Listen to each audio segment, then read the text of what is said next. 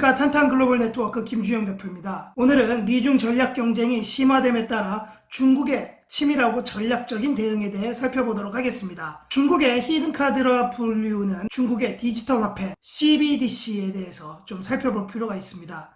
왜냐하면 이 CBDC는 미국 달러가 이끄는 국제금융체제에 큰 영향을 미칠 수도 있다라는 그러한 논쟁이 지금 진행되고 있기 때문입니다.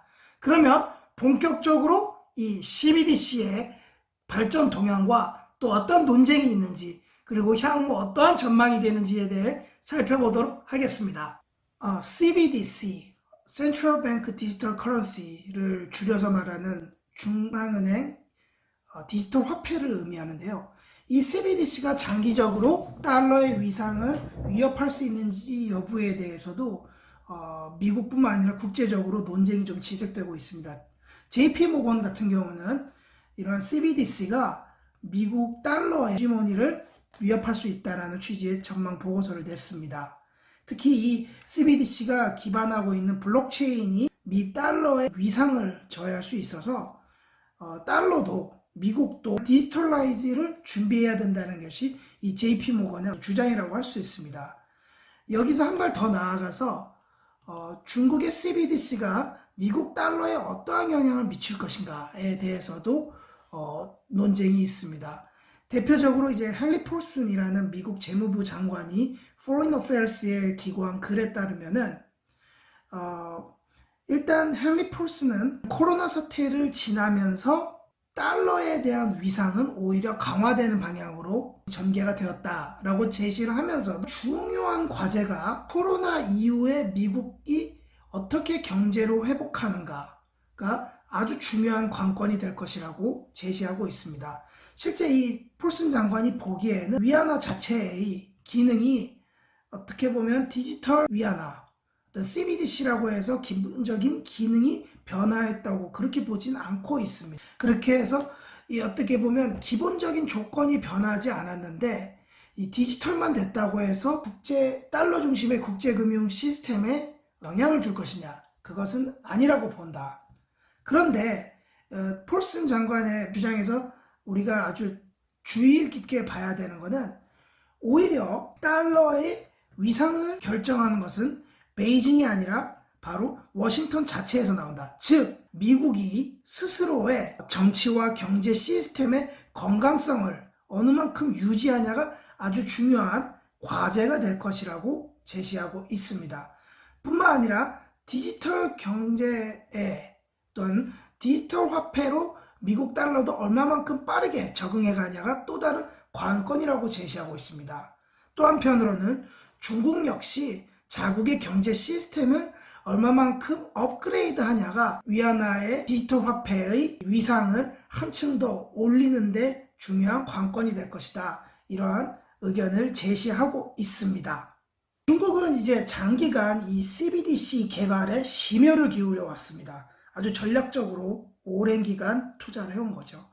중국인민은행은 각국 중앙은행들 중 처음으로 2014년부터 디지털 화폐 연구를 시작했고 2017년 5월 디지털 화폐 연구소를 설립하였습니다. 또한 중국 정부는 지난 1월부터는 CBDC 발행에 법적 기반이 되는 암호법을 실질적으로 실행을 하고 있죠. 인민은행은 지난 2월까지 84개의 CBDC에 관련 특허를 출원했고 지난 4월부터는 심천이라든가 수저우, 슝안신구, 청도 등에서 디지털 화폐 전자기재 시스템인 DCP를 비공개로 테스트 중에 있습니다. DCP에 대한 특징들을 잘 설명한 요 사이트인데요. 요거는 제가 저희 블로그에 올려놓도록 하겠습니다. 보면 DCP의 특징들이라든가 또한 DCEP와 비트코인에 대한 차이와 또 유사점 뿐만 아니라 현재 이제 위챗과 알리페이 등과 함께 어떠한 차이가 있는지에 대해서도 설명하는 내용인데요. 정리가 잘 된 것 같습니다. 여러분들도 관심 있는 분들은 이게 중국어로 되어 있긴 한데 좀 참고해 보시면 많이 유익할 것 같습니다. 또 아까 전에 처음에 보신 것처럼 이게 이제 실제로 최근 웨이보나 SNS에서 주로 공유되는 디지털 위안화인데요. 위안화인 마오쩌둥의 국가주석의 얼굴과 발행 연도 등이 이제 이렇게 표기가 되어서 상당히 현재 통용되는 위안화와 유사한 모습을 좀 보여주고 있습니다. 중국의 CBDC의 큰 목표는 위안화 국제화로서 중국 정부는 2008년 글로벌 금융위기 이후부터 위안화의 국제 주요 통화로서의 위상을 증대시키기 위해 노력해왔습니다. 위안화가 기축통화가 되면 주조 차익부터 무역 적자를 지탱하고 또 환율 리스크를 감소하고 중국 자국의 이제 자본시장의 유동성을 증대하는 어떤 경제정책을 운용하는 데 아주 여건이 아주 크게 개선이 되죠. 뿐만 아니라 대외적인 영향력을 확대하는 거에도 아주 결정적인 요인으로 작용할 수 있습니다. 또한 이 2018년에 위안화가 이제 IMF 특별인출권 SDR이라고 부릅니다. 이 바스켓 안에 편입이 되면서 이제 비중이 3위가 되었고, 위안화는 국제결제 시장에서도 달러화, 유로화, 엔화, 파운드화에 이어 5위에 위치하고 있습니다. 또 이제 1대1로 구상과도 좀 관련이 있는데요. 1대1로 프로젝트에 참여할 국가들을 대상으로 국제송금이라든가 무역결제에 이 CBDC를 활용할 여지가 크다고 보고 있습니다.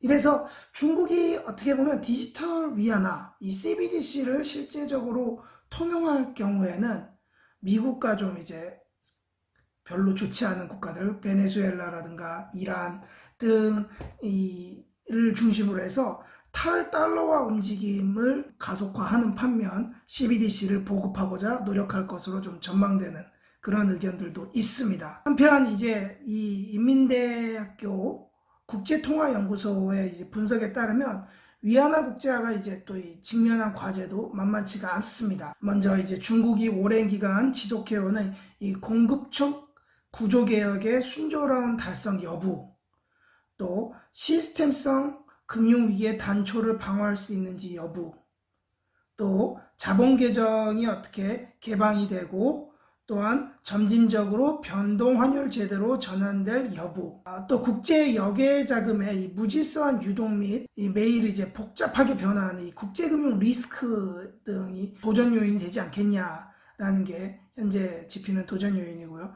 또한 이제 미중 무역 마찰로 이 발단이 된 중국에 대한 이제 극한적인 이 외부 압력도 엄청난 도전입니다. 뿐만 아니라 이 달러에 대한 의존성, 경로 의존성이라든가 관성이 워낙 크기 때문에 이런 위안화가 축적하고 있는 네트워크 효과가 아직 미성숙했다라는 게 어떻게 보면은 공통적인 좀 의견이라고 할 수 있습니다. 중국의 CBDC 발행을 통한 위안화 국제화 도전 노력은 지속될 것으로 이제 전망이 됩니다. 하지만 이 달러 패권의 변화를 갖고 오기가 아직은 좀 단기적으로는 좀 쉽지 않을 것이다. 왜냐하면 이 CBDC 또는 이제 DCP는 총통화가 아니라 유통 중인 현금의 일부만 대체하는 어떻게 보면 본원통화죠. M제로 알려져 발행 직후의 실효성이 크지 않을 것이라는 이런 게 한 가지 짚히는 내용이고요. 또 다른 문제로는 통화 관리와 초급경 결제 부문에서 이점을 누리려면 기술적인 이런 인프라가 갖춰져 있어야 되는데 좀 이 역시 좀 쉽지 않을 것이다. 비용이 상당히 많이 들 것이다 라는 의견이 있습니다.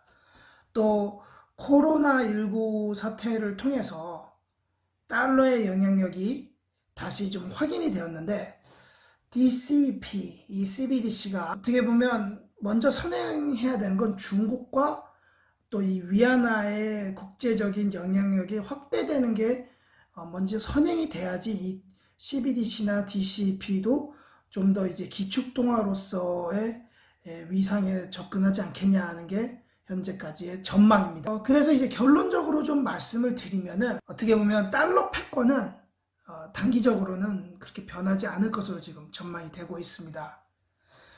다만 이 미국이 정치-경제 시스템을 얼마나 건강성을 갖고 유지하냐 그 여부가 오히려 미국의 달러의 국제적인 위상을 지킬 수 있는지 여부의 핵심 동력이 될 것이다. 이것이 중요한 점이고요. 뿐만 아니라 미국 내 디지털 화폐에 대한 기술 혁신은 어떻게 이거를 갖고 가는지 여부가 또 중요한 관건 사항입니다.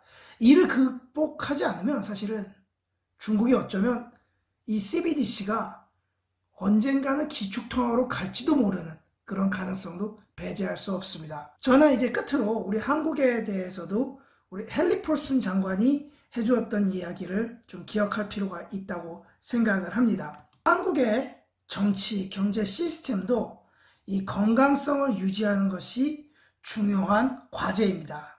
특히 한국의 번영을 지속할 수 있게 하는 이 정치, 경제 시스템을 쇄신하여 재차 건강성을 유지할 수 있게 구축하는 것이 우리의 시급한 과제라고 할 수 있습니다.